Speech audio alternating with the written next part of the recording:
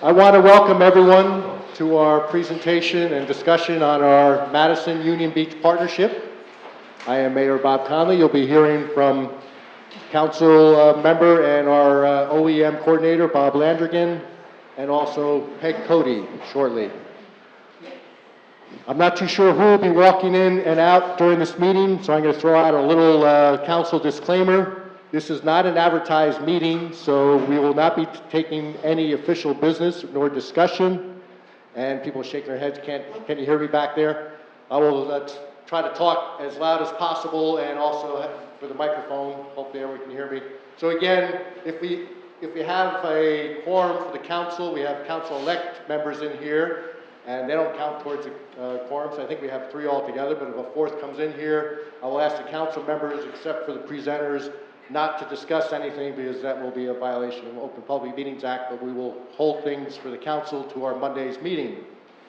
A little goal about, or let me talk about the goals for the next probably about an hour, which will include questions and answers and presentations from people in the audience, so we won't be talking that long. We're going to cover why. Why are we partnering with Union Beach when we know there's devastation throughout Ocean, Monmouth County, Hudson County, Staten Island, other places. We're going to be talking about how we're going to partner. We're going to talk about the who. And also, one of the goals here, and one of the reasons why we're recording this, and we have invited the press not only to share this with Madison residents, but we want to share this model with other communities. Not necessarily to get them to partner with Union Beach, because as I said, there are many municipalities, communities that are hurting. But if we can set a model that towns can go ahead and partner with others in need, I think this will be great, not only for this challenge, but for future ones. And as you can see, you get a true feeling as these pictures roll by of what Union Beach looks like right now, and this is one of the reasons why we are picking this town. And these pictures, as I see the reactions of everyone in the audience shaking their heads and saying, you know, what if that was our community? I think the pictures are really saying it, but walking around there tells a far different story. And so a little bit about, actually one other thing related to goals before I talk about why Union Beach. One thing that is not our goal is if there's groups, whether they're in the room here or elsewhere in Madison, we're not trying to convince you to change your priority to shift to Union Beach. If you have a great partnership going on, please continue that. If you're looking for an opportunity to join us with this, we welcome you. But please, there are, as I said, so many in need. Please don't shift gears. So why Union Beach? How many people before October 29th knew where Union Beach was? I can't. So there we go. I couldn't even raise my hand, and I've been saying I pride myself on knowing where every town in New Jersey is. I didn't know where Union Beach was. In northern Monmouth County on the Raritan Bay. Squeezed between Keyport and Kingsburg, 2 communities I did know about. It is a very proud town. One of the signs at Borough Hall as people come in to get their food, supplies, and all that is if you happen to be a lucky one with electricity and you're putting Christmas lights out, make sure they're blue. That is the official color for their school. The Union Beach Memorial School is blue, and we want to show our pride even in this tough time. It's a small town, 6,200 residents, which is why a lot of people never knew about Union Beach. It is truly a blue-collar town. In a time that blue-collar towns throughout this country are having a rough time, before the storm hit, their unemployment was at 20%. So you can imagine, without the local businesses operating, that unemployment is probably creeping higher. Its per capita income is just under $21,000. Just as a comparison, per capita in Madison, $54,000. So that puts, you get an idea of how the limited resources. My words can't talk about the level of devastation. 200 homes, most of which you're seeing right now, destroyed. Jim and Jeb Burnett were down there on Sunday, volunteered, helping a resident go through one of those piles of rubble. Not trying to restore the house at this point, a pile of rubble, and his goal for that day was to go through and pull out the memories in that pile. Things that he could save before things went into the dumpster. Came across the crib that was stored in the attic that was for his son, no longer an infant, but he said, put that in a pile to save it. They're going through trying to save memories. Of the homes that were destroyed, 85% had flood damage. And this is not just the slowly rising waters, this is the rushing seawater, the salt water. And if you're in the wrong part of town, the salt water that passed over the overflowing sewage treatment plant. Portions of town under 10 feet of water. Small town with a small police force, lost 14 police cars, 3 ambulances, 4 fire trucks. So public safety is not able to be delivered without help. Now as we go forward, the homes, they have restored the power infrastructure. All the utility poles are up and powered, but most homes do not have meters on them because they had to be pulled until wires were replaced. Again, salt water and electricity doesn't mix, so they've had to do a lot of work, need electricians, and they need inspectors. We'll hear more about how we're answering that. And then one other thing, the lasting effect is the tax base. I think people in Madison right now understand a little bit about how property taxes work. Part of the town has just received a letter outlining the new tax assessment. You see the land value and the improvement value. If the house is gone, the improvement value is gone. If 200 homes are destroyed, the value of those properties have gone down. But the cost to run that community has not changed, which means those that remain in that community have to bear increased taxes unless they can restore the tax base. So at this point, I want to call up Bob Landrigan to share how we are going to provide the support and the opportunities. Thank you, Mayor. I want to start off by saying something. When Peg Coley and I were walking around Union Beach, it was in the middle of the day, it was a bright sunny day. Dead silence. You can see the devastation, that's what we were looking at. There were no people around, not a sound. It was like a bomb that got off in the middle of town. A lot of the people had to leave town because their homes, you couldn't live in them. It was cold, no electric. So where do they stand right now? Well, I want to just start off by comparing what Madison went through during the hurricane to what Union Beach, and just put a little timeline to kind of put things in perspective.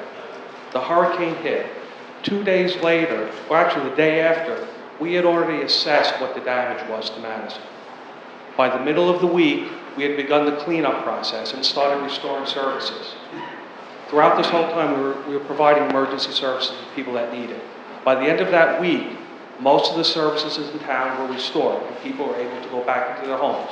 As a matter of fact, a lot of people didn't even have to leave. Now, the hurricane took place about 6 weeks ago. Right now, they're just wrapping up the assessment phase. They haven't even figured out the full magnitude of what has happened. They've only begun to remove some of the debris. Most of the homes there have no electric right now. In Madison, if you remember, when the storm hit, our poles came down because the trees fell. That didn't happen there. The wind didn't take down their electrical poles. What happened was floodwaters, in some places up to 10 feet deep, went through the homes, damaged the electrical systems. You can't run power back to a home in that condition until an electrician goes in there and certifies it. So what have we begun to do? Well, just this past week, and I'm going to read some names because these people deserve some recognition. Jim Burke, a local electrician, Russ Brown, our construction code consultant, Bob Smith, our sub-code inspector, they went down there. They started looking at some of the homes, and they were able to inspect them, identify the problems, and actually repair them. Some of those people are now back in their homes. As soon as they walked out, from what I'm hearing, groups of people came around them and said, could you help us? Could you do my house next? The approach that needs to be taken in Union Beach is not unlike what had to be taken here. You want to get as many people back in their homes, a safe home that's healthy for them as quickly as possible. Because when you do that, now you start to take some of the burden off of the municipality to shelter them and provide them food. So what we're going to be looking for is other electrical inspectors, other electrical contractors, environmental specialists to go down there and look at these homes, get these people back. Because, like the mayor said, 50 homes were destroyed right up front. Another 150 have to be leveled. The rest had water damage. The sooner we can get the power back into them, the better off they'll be. Those people can start reoccupying those homes. Woodland Tree and Honor Tree Service went down there to help with the removal of some of the trees that came down, some of the debris. But that's only scratching the surface.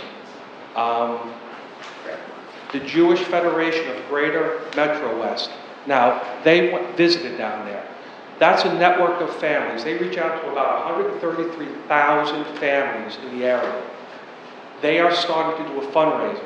They're going to raise money. Obviously, they need money. They have to replace those police cars, the ambulances, the fire trucks that were lost. Once these people are back in their homes, they're going to need furniture, because that furniture all had to be thrown out. Yes, you have a home to go into, but where are you going to sleep? Where are you going to eat? They're also going to try to identify electrical contractors, electrical inspectors, health inspectors to look for mold. That's an onerous task. They're going to try to work with that. The goal is get as many people in as you can into habitable homes as quickly as you can, and then you move on to the homes that need more repair, and then unfortunately, there are some homes that cannot be replaced. And any photos that come up here right now talk about the school system. So that's the other thing. So once they're back in the homes, kids need to go to school. I was very fortunate to have the opportunity to speak with the superintendent of schools, and let me tell you a little bit about the schools or the school in Union Beach. As you can well imagine, the school is the center of the community there. Union Beach has one school. It's a K-8 school. Their students in high school are sent out to sending districts. And they have about 720 students pre-K through 8th grade in one building. That building was inundated with water over 3 feet. Their fields, their equipment, everything went under that water. They are not able to inhabit that building at this time due to the obvious things, but that water was also tainted, toxic water that also came with effluent from their sewage treatment plant. So it's been compounded by that difficulty. The children walk to school, similar to our children here in Madison, the neighborhood school, which is so much the heart of where we live. At the present time, the students are in school. Their pre-K children, they were able to find a building within the district where they are being housed. Their K-5 students are being bused for the very first time to St. Catherine's, a Catholic school that opened its doors to them to find room for their K-5 students. Their 6, 7 grades are at the Keyport Central School, and their 8th grade is being bused to Keyport High School. Now, the beauty of this is that the classes have stayed intact, kept some consistency there with their teachers, but it is, aside from the trauma of losing everything, to get on a school bus when you're 5 years old and you've never been on a bus was also something that they took great care to make sure that the students' emotional needs were met in that way. So that seems to be working right now. What impressed me most about talking with the superintendent there was their wonderful positive attitude. Oh, we hope to be back in our school by January. Oh, we hope this, hope that. And gosh, it's really hard to ask for things because we've always been so self-sufficient. So we talked about long-term needs and short-term needs. As also as important here to us in Madison, their athletic program is also the heart of their community surrounding their school. So when we spoke about immediate needs, they have the educational tools they need now to keep the classrooms going. And the teachers have the materials that they need, all those little things we think about to run an effective classroom. What they don't have and what they lost was their athletic equipment. They have a girls' basketball team, boys' basketball team, softball, boys' baseball, and right now, basketball, I know my sports. Basketball season is about to begin, and they're without uniforms, they're without equipment, and that is their greatest need right now, to keep life as normal as possible for the children. So you might say to yourself, okay, so we'll get 50 basketballs together and we'll take a truckload down. We determined that we wanted to be focused and specific to what their needs were. And maybe they only need 5 basketballs, and if we bring 50, certainly they could share them with someone else. But we came up with a plan if you desire to volunteer any of your time in this particular area or your donations. They have set up an education foundation to accept monies. And we felt that this would be the most direct way to help them with what their needs are, rather than sending them 50 flutes or 20 trombones or whatever, or 76 trombones, I think it is.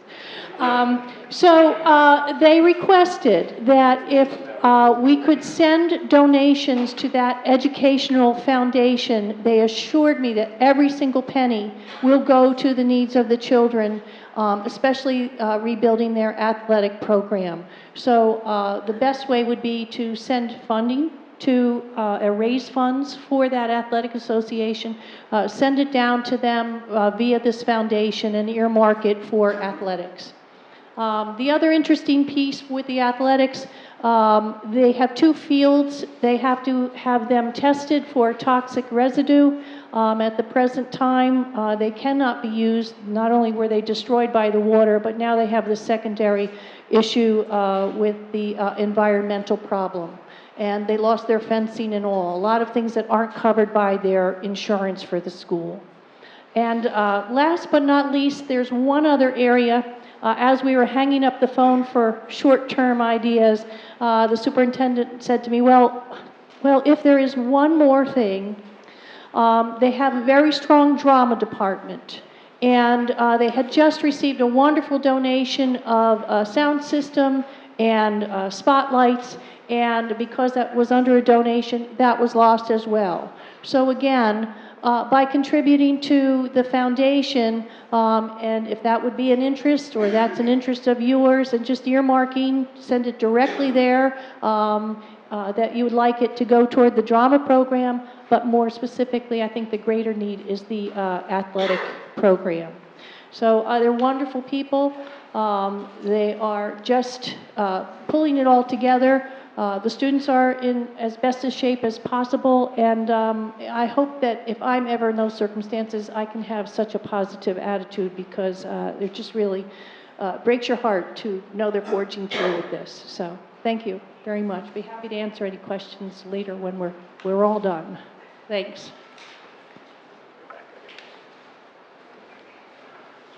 I'm back. What the mayor has alluded to and what Peg has alluded to is that this is a very strong, self-sufficient community. They've always provided for themselves. One of the linchpins of this community, keeping in mind that there are not a lot of people of means down there, it's called Project Paul. This was founded in 1980. It's part of an outreach program by St. Anne's Church. Now, what this organization does is, first of all, they're located in Keensburg, which is just a stone's throw away from Union Beach. They bought out an old warehouse, and in that warehouse, they stockpiled food, furniture, clothing. They provided counseling services for education and finances. It's about a half a mile in from the ocean. When the storm hit, it was submerged in about 4 to 6 feet of water. They lost their inventory. Nothing was left. They had The good news is the building is structurally sound. It's an old school warehouse. The building stood. The bad news is they had to strip out most of the interior. Some of the large walk-in freezers that were there to store the food have to be replaced or repaired, and that's several $1,000s worth of work. Right now, and a little more background, they served, and I just found this out today, they actually downplayed this. They serve approximately 1,600 individuals per week food. People walk in there and they walk out with bags of food. 1,600 people a week. That just gives you an idea of what these people are going to be looking for, what they need. So, money would help, because insurance is not going to cover everything. And they do have a website, it's called projpol.org. That said, we know that there are organizations around here that do collect furniture. I mentioned one before, there are others that do collect furniture. There are others that collect food. This would be an ideal place to send it. However, they're not ready to accept it yet. That doesn't mean we can't start stockpiling it or asking people to hold on to it. When you have something ready to go down there, let myself or Jim Burnett know. We'll be in contact with them. Their goal is to be back up and running by, let's say, they said 60 to 90 days. I'll say sometime January, February, they'll be ready to accept donations and start restocking, so then they could get it back out to the people again. Up on the second floor, which was not affected by water, they're still providing the counseling services, but when I tell you the rest of the building is stripped down to the bare wall, there's nothing there anymore. They lost everything. All righty? And now, I guess the next part is the mayor and I will take any questions. We'll all take any questions, talk about next steps.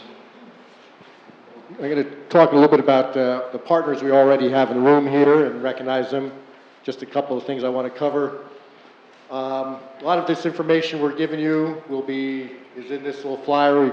We have them right by the door. We have created a web page through RoseNet, which will also link the video we were creating. So if you want to send people to get more information, that'll be available. I want to recognize some of the partners we have already stepped forward, and I'll probably miss a bunch that are working already towards this relief project.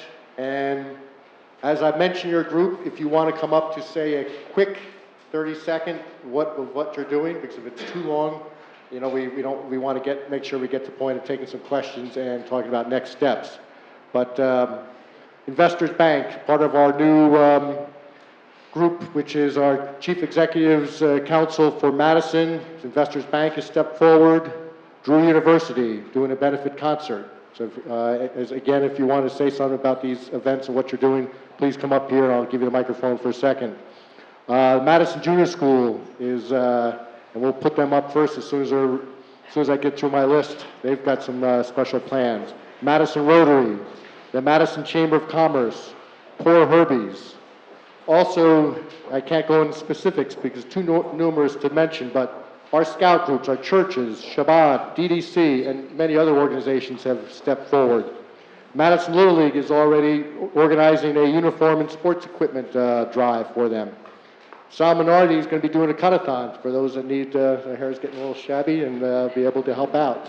So, with that, I'm going to allow our partners to say a quick word, and then we'll get to our questions, and then we'll talk about next steps. Drew. Good evening, everyone. I'm going to make this very quick. My name is Emmy Monday. I am the president of the Drew University Program Board, and these lovely folks here make up the rest of our executive board as well. What we've chosen to do this year to help out the Union Beach disaster relief is we are running a benefit concert that's actually taking place tomorrow evening. So we would love to see all of you and your families out at our benefit concert. It is a free concert. It is the Austin Renfro Trio. They're not a particularly well-known musical group, but they are really wonderful. We have a suggested donation, and we are also selling these fancy t-shirts that we are wearing. We're selling them for $10 a piece, and all of our proceeds, my lovely models, all of our proceeds are going to benefit Sandy and the Union Beach disaster relief. Additionally, just as a note, the University Programming Board does hold events all year round, and I would love to see more of the Madison community come out to join us, not only just for entertainment, but also in times of need like this. I believe that it's really important for our community to come together and for Drew University to be a part of that as much as possible. Tomorrow night, our event will be taking place in the Baldwin Gym at Drew University at 8 p.m. Our doors open at 7:30, and we will be selling t-shirts at the event. So we really hope to see you all out there. Thank you so much.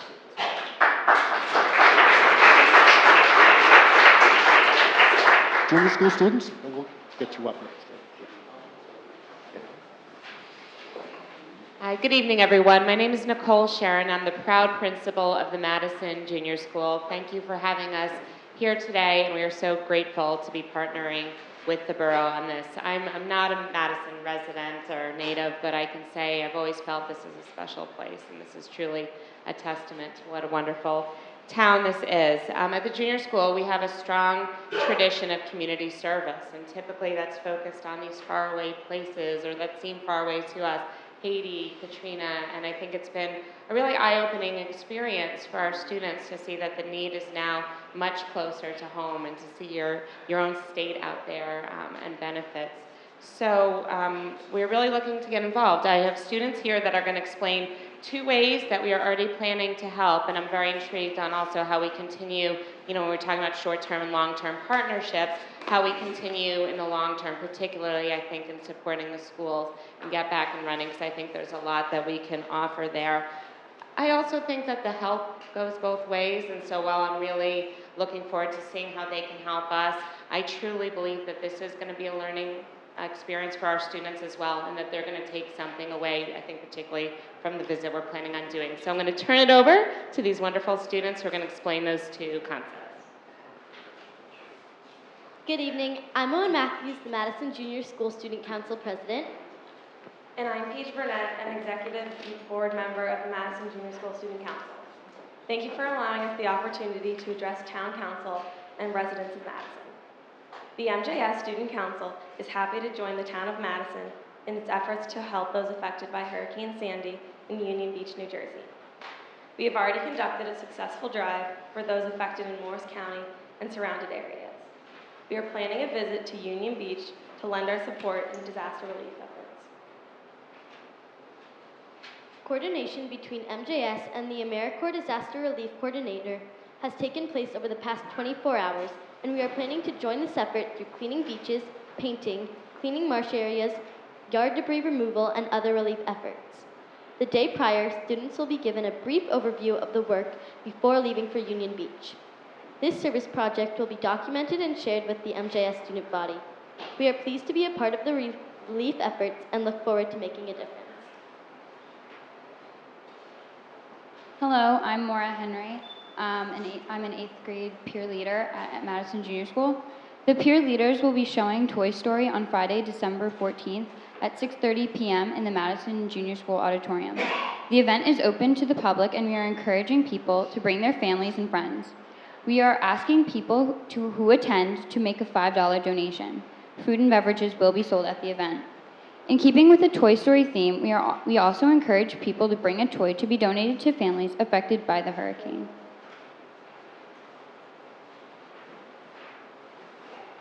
Thank you very much. Thank you.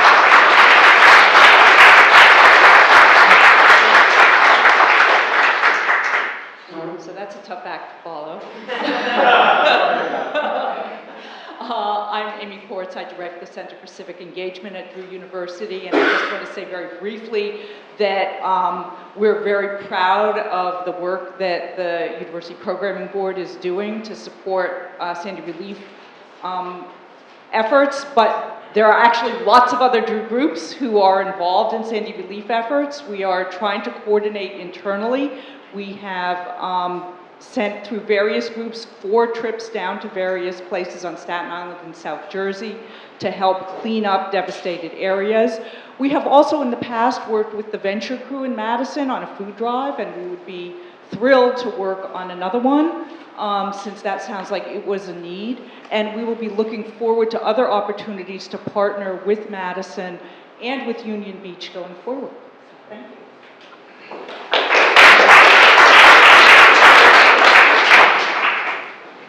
Good evening, everyone. How are you? As you can hear, I'm battling a cold, so I'll keep this brief. At Investors, You know, actually, it's times like this when you get back to your core values. And at Investors, one of our core values is community. You know, you have to take care of the communities that you do business in, that you live in, and those that need help. One of the things we were doing, or that we are doing at Investors currently, is each branch, and we're talking about 100+ branches, has a community chest where we've been collecting items for the hardly hit areas in New Jersey. Everything from food to baby formula to blankets, cleaning equipment. I mean, you name it, we're collecting it. But just recently, we were approached by the borough about the Union Beach partnership. And as a good partner to Madison through the years, the fact that Madison wants to partner with Union Beach and be there to support, we feel we will be there to support Madison during this effort.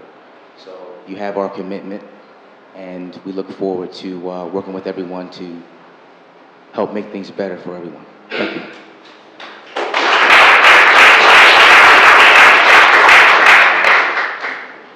I'm Judy Mullins from Poor Herbie's.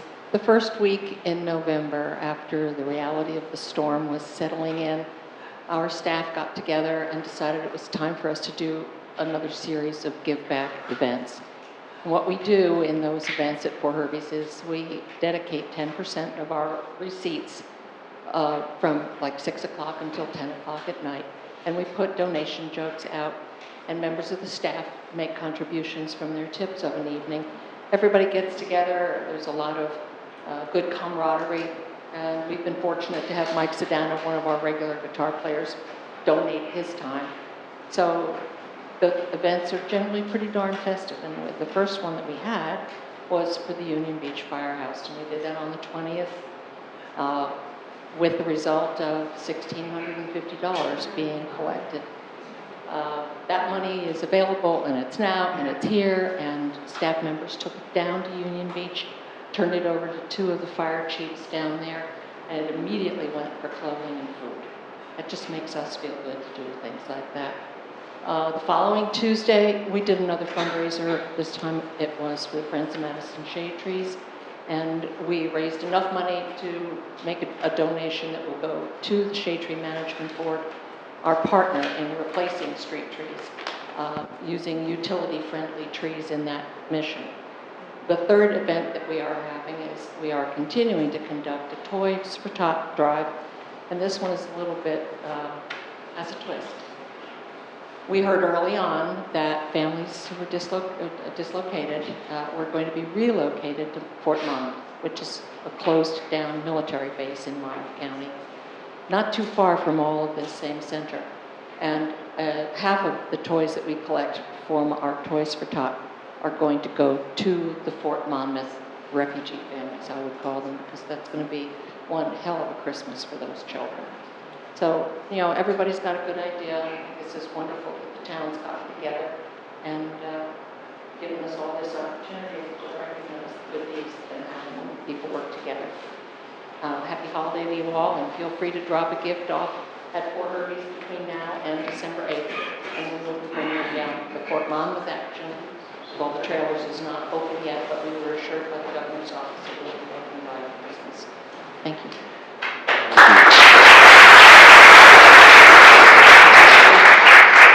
My name's Eric Range, and I'm the chair of the Downtown Development Commission.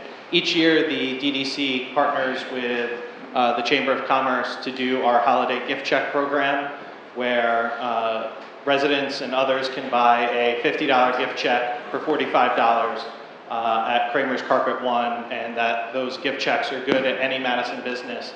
This year, we're adding a twist. For every $20 in Madison gift checks that are purchased, we will donate $1 to the Hurricane Relief Fund as well through the DDC funds. So if you're out there shopping locally, stop by Kramer's first, buy your gift checks. We pay 10%, so it's like everything's on sale, and we'll also give a buck to the disaster relief.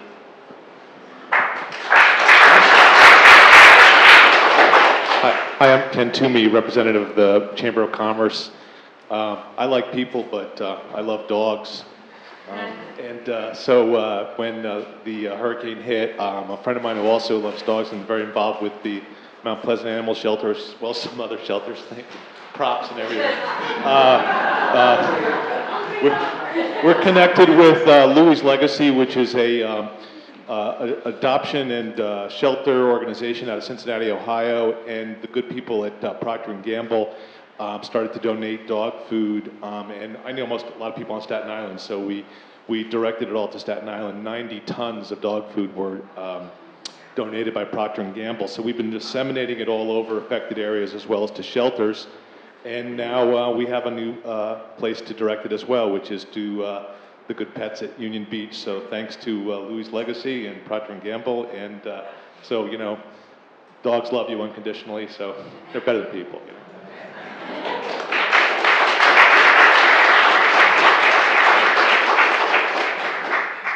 Did we cover every group that wants to share? So we'll take questions in just a second here. I just want to reinforce, and I think you've heard this theme about, you know, Madison's not unique in its caring nature, but we are, I truly believe, a special town. As we came out of the storm, I said it was a proud moment of how we helped each other within our borders, and it could have been very easy for us to go back into our heated houses with our lights and stop having those candlelight dinners and not think about others. And the overwhelming support we have in this room and throughout this community, from days after that storm, as I look halfway down the audience on the right side here and see Rocco, who went down there with his son and others and fed pizza, and heard that story of the one boy who said, "Can we take some pizza home?" Or, "Can we take some pizza?" And mother said, "Well, you know, we've had some food at home," and he said, "We don't have a home." You know, and so this is what it's all about, and we didn't turn our back. We reached out, and this is a special moment. So with that, let me bring out our team, and Jim, you might want to join us up here for questions in the audience on as far as what we can do. Martin?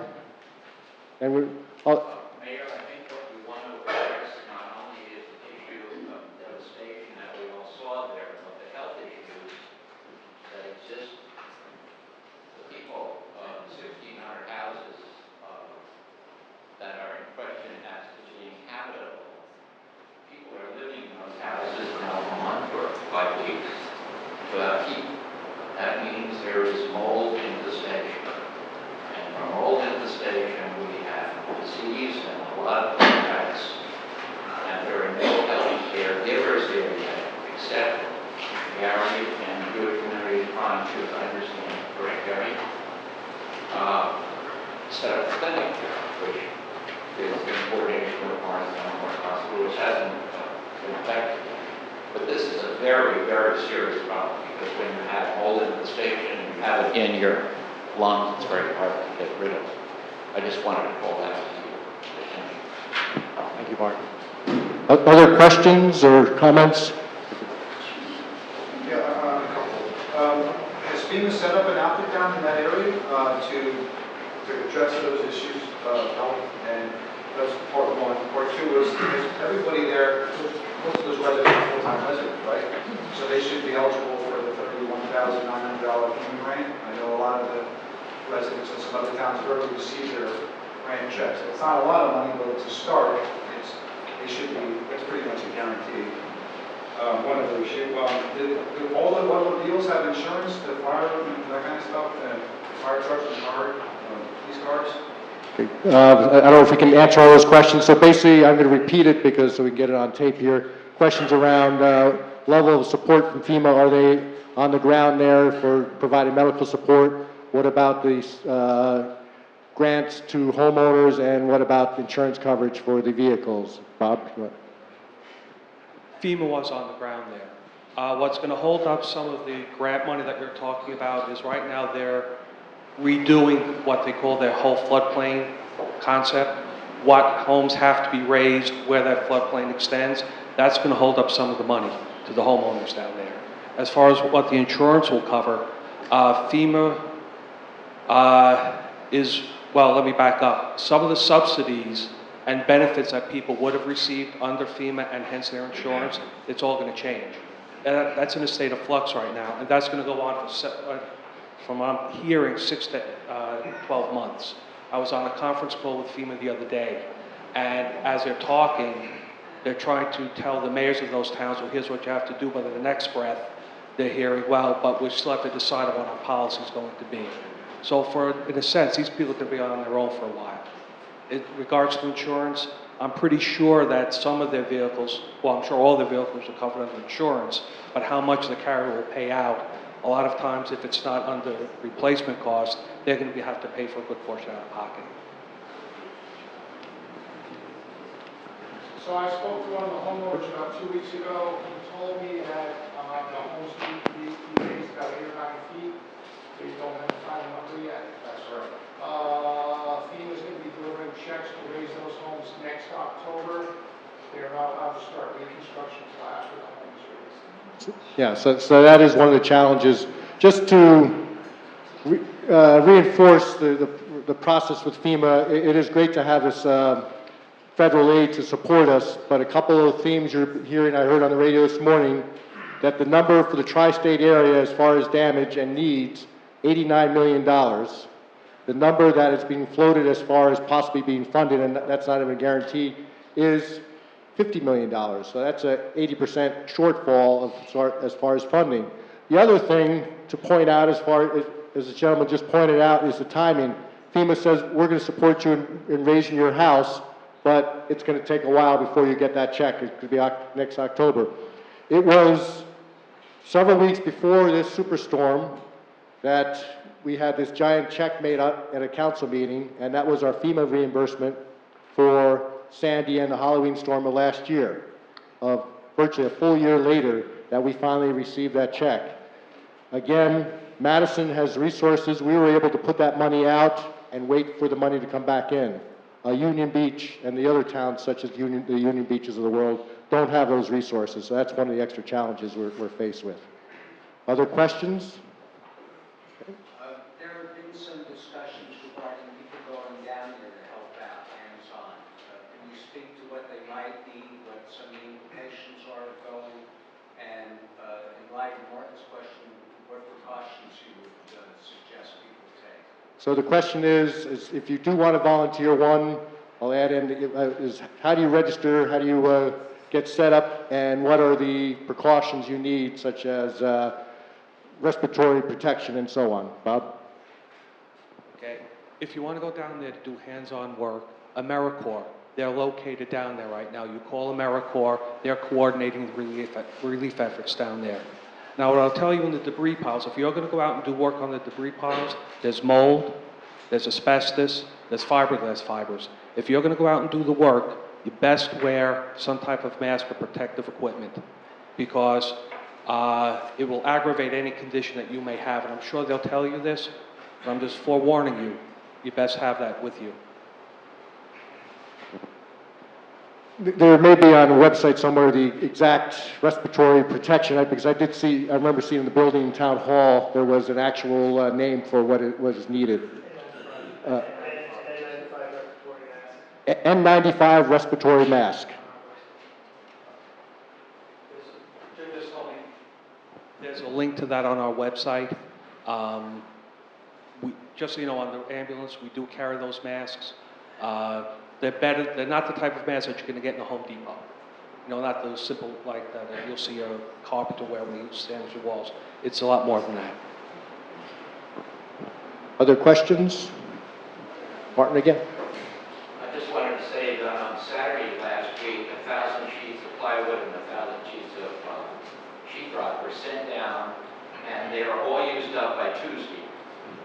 And what they're desperately in need of is more of that building material so these people can go into their homes and remove all of the infested materials and rebuild, begin to rebuild. And what they desperately need is streetlight doors, unbelievable, simple things like that, and that requires money. The money hopefully will come from our municipality and other donors, and I have personally made a contact with Home Depot, who is the manager down in Union. And we were able to secure discounts from him, and that's one of the major needs I hope this community will step forward. That's a monetary need. And we have an account. What's the name of the account?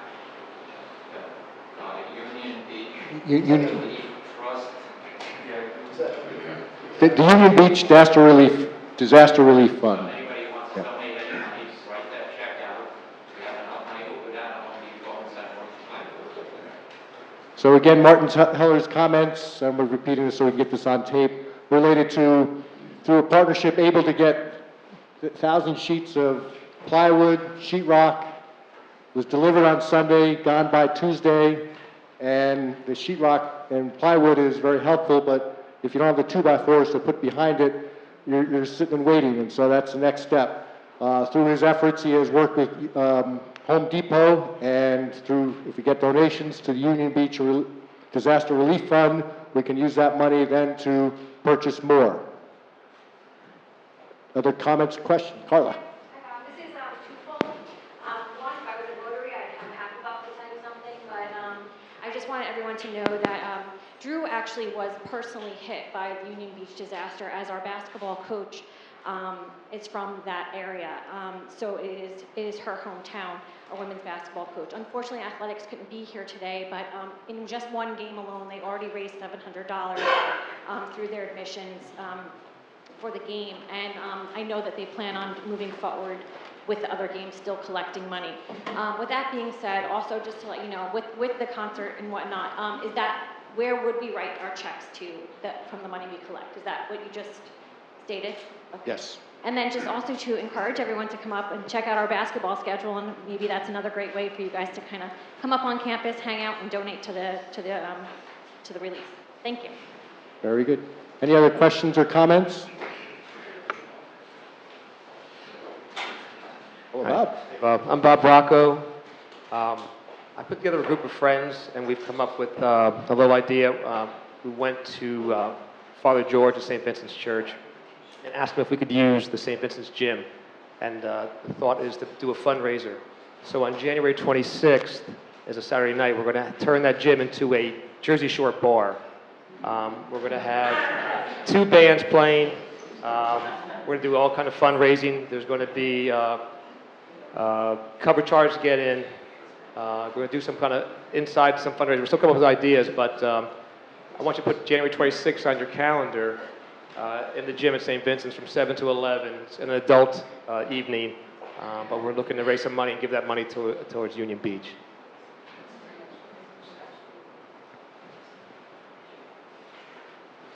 Barbara? Hi. With all due humility and appropriate humility, I have to say hats off. It was 10 days ago that the Chief Executive Council for Madison met, 10 days ago that you had your town council meeting. And, within 10 days, you've had business leaders, locally, corporate, rallying yourselves. And we were impressed about the power.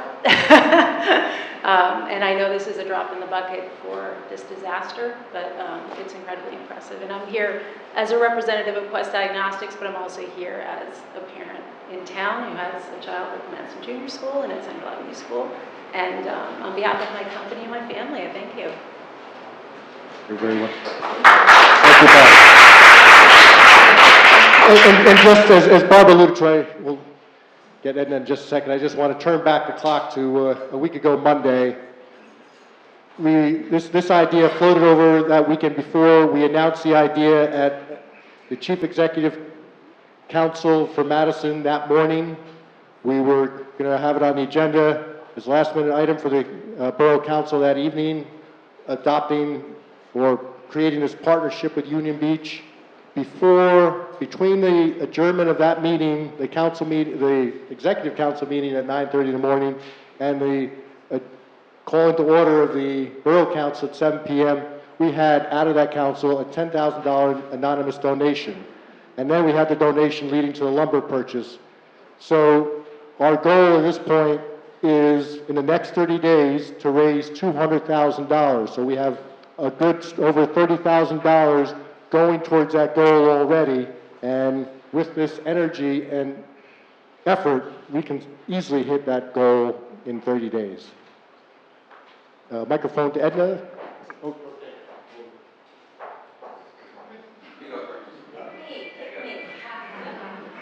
Hi, I'm Edna Arley Byrne. I'm director of the Madison Senior Center. We're lucky Madison's a very crafty community, and there are a number of knitting groups in town. So we're coordinating the efforts. We've already sent down our first shipment of knitted hats, scarves, and afghans. Winter's coming. It's getting colder. People have lost a lot of clothing. We'll take donations of yarn at the Senior Center. I assume at the library also when they open.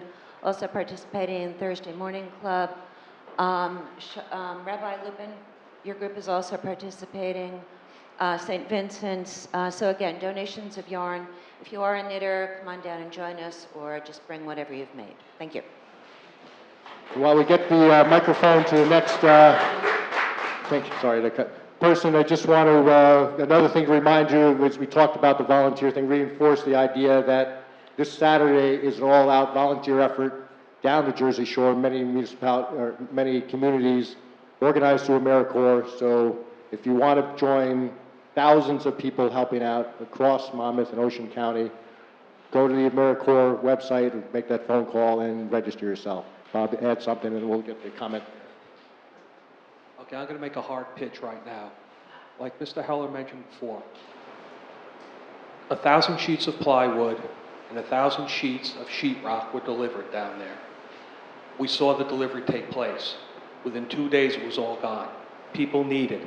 If you know a supplier, I'm just going to put it out there. If you know a supplier who can get that type of material down there, donate it to those people, they need it. Also, if you know any electricians, inspectors, let us know. Let Jim and I know, because we'll coordinate getting them down there. And I'll circle back to what I said at the beginning. The goal is to get as many people back in their homes as quickly as possible so they can resume a normal lifestyle as quickly as possible. A lot of these people have children. You want to get them back in their homes. Hi, my name is Alan Poppadines, and I'm a volunteer at the Drew University Athletic Department. And as the woman in the back touched on, last weekend they raised $715 at the two basketball games. They had a doubleheader. And also on the 16th of December, they're going to be heading down a contingency of some people in the athletic department and student athletes to donate more time and just help out down there.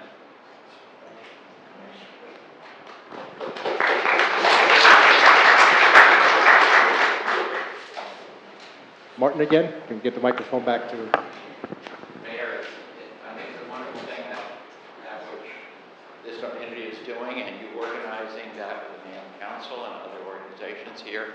Maybe if we have other meetings like this, we invite the council and Jennifer, who is the business administrator, to come here and explain what we're doing and how that impacts beneficially for them. So we get a handle from their perspective, not only from our giving, but their receiving and how they receive it and what they need and how that can balance between communities as equal communities, one in trouble, one not. I think that is a very good point. One of the reasons why we decided on this partnership is it's not because other organizations aren't doing a great job. Donating to the American Red Cross delivers support to the communities that need it. Delivering to every organization that is supporting it makes a difference. One of the things, and I'm coming from the nonprofit business, is in fundraising, the people providing support want to see what their support has done. So Martin's suggestion is a great one, is the ability to have Union Beach come up here and join us so we can talk about and hear the difference we made. We're going to try to track as much of this as possible. When you register through AmeriCorps, they will be able to tell us how many volunteers and how many hours were put in by Madison. Hopefully we can track how many miles of 2x4s and square miles of sheetrock and plywood we donated, and so on. If we can track this, the feeling, we do this because we want to help others, but to feel the full impact will truly make a difference. And as I said earlier, there will be other disasters, hopefully not to this level in this area, but we will be ready. We will have a system to deliver for them. Any other questions or comments? Sarah? Okay. Bob, I think Jim mentioned that there might be an age limit on volunteering with AmeriCorps, is that true? That you have to be 16? Or- Thank you, good wife, Sarah. There is an age limit, an age minimum to work on demolition, which is what Jeb and I did this past weekend, helping someone demolish their home. But if you have a group of younger children, on that flyer is the name of the AmeriCorps contact person. You can reach out and talk to them and say, I'm going to come down with some scouts, which can be any age from 11 to 17. Can you have a project ready for us? And they can have a project ready that would be appropriate for younger children. This Saturday, just to be clear, you can go right down there. You can just get in your car, drive down 650 Poole Avenue. It takes 45 minutes, 40 if you drive as fast as Bob Landergan. And you can get down to Union Beach. That's how close it is. Just go down there, register, go to the beach, and help them clean up.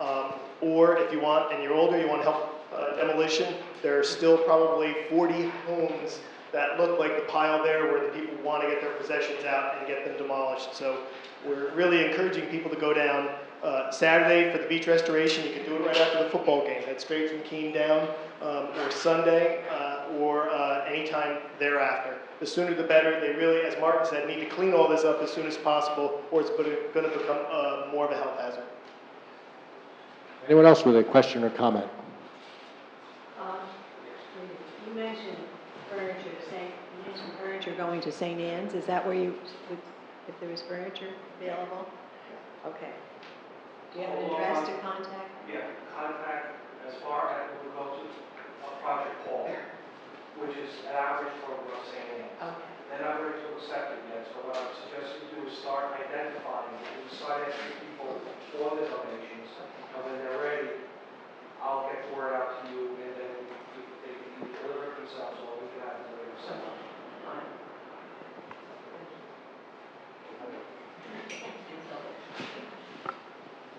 Any other questions or comments? So I think we have a good idea of next steps, the hands-on volunteering, fundraising efforts, the efforts that are being done by the various groups here, from our dedicated junior school students to our seniors. We've got it all covered. Again, this is what really, truly, and I look towards Mayor Holden sitting here, that when you get the chance to be a mayor of such a great town, it is quite an honor, and it's times like this that I am truly humbled and appreciate what this town is all about. So I thank you for coming out here tonight, and I thank you for everything we're about to do.